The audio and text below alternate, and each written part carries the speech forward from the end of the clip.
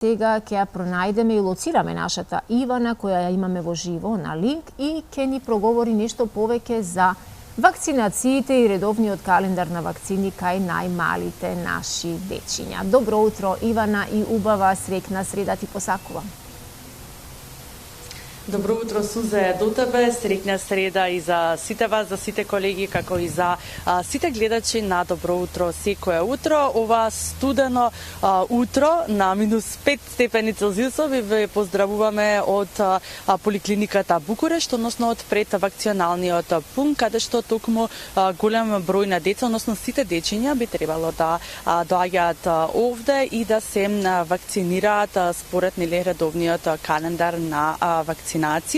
Изминатиот период, односно изминативе речиси 2 месеци, веќе актуелно е да се зборува за пертусис или помеѓу народот познато како магарешка или голема кашлица, па за тоа зошто е добра вакцинацијата, во кој период треба децата да се вакцинираат, дали доколку изоставиме некоја вакцина може да се прими и подоцна според календарот на вакцинација. Ова утро ќе разговарам со доктор Сања Цилевска, ќе ви посакам добро и убаво утро и ќе ви се извинам за тоа што ви одземаме од работното време и дечиња да чекаат. Да, добро утро, поздрав до гледачите. Докторке, колкав е опфатот на вакцинација кај децата во земјава? Па, за секоја вакцина имаме различен опфат на вакцинирање.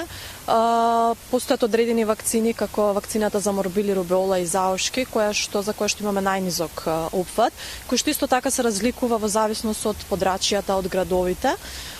Има одредени градови како Скопје и Куманово, каде што тој опфат е навистина низок, под 70%. Највисок ни е опфатот за првите вакцини, поливалентните, кои што се примаат на 2, 4 и 6 месеци. И потоа следи опфатот за ревакцината, која што исто за пертусис е една од компонентите, тоа е 5-валентната ревакцина, која што родителите, избегнувајќи ја МРП на 13 месеци, ја пропуштаат и ја забораваат таа ревакцина.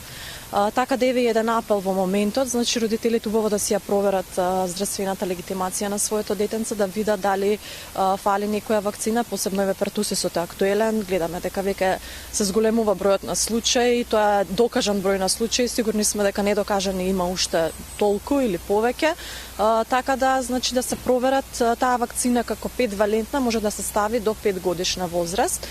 Значи според редовниот календар на имунизација е предвидена на 18 месеци, меѓутоа доколку ја пропуштиле еве еден апел да дојдат и да си го вакцинираат своето детенце. Да, видите, односно според статистиките постои дефинитивно скептицизам кај родителите, особено за МРП вакцината, како што споменавте дека таа има најмал опфат, особено во главниот град и во Куманово. Зошто постои тој скептицизам?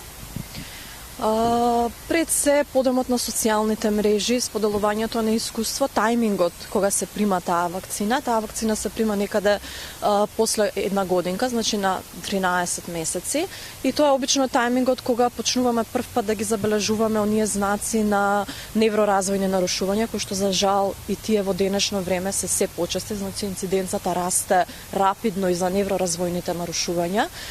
Така да тајмингот се поклопува, за невроразвојните нарушувања се уште немаме конкретна причина, на учениците се уште не докажале што ги предизвикува и нели секогаш има потреба некој или нешто да се обвини за ситуацијата, така да најлесно е тоа да биде вакцината, меѓутоа тука морам да потенцирам. Многу пати имаше многу истражувања, после тоа истражување кое што прв пат направи поврзаност помеѓу МРП и вакцинацијата.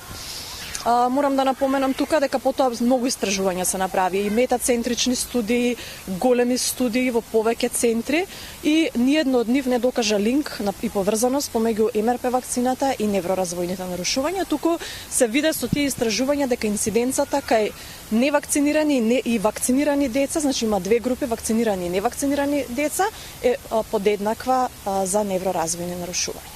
Да, многу често кај родителите се споменува дека тоа е искоренета болест, ја нема во земјава, зашто да го вакцинирам детето, па треба ли да ги вакцинираме децата со вакцини за болести кои што веќе важат за искоренети во земјата?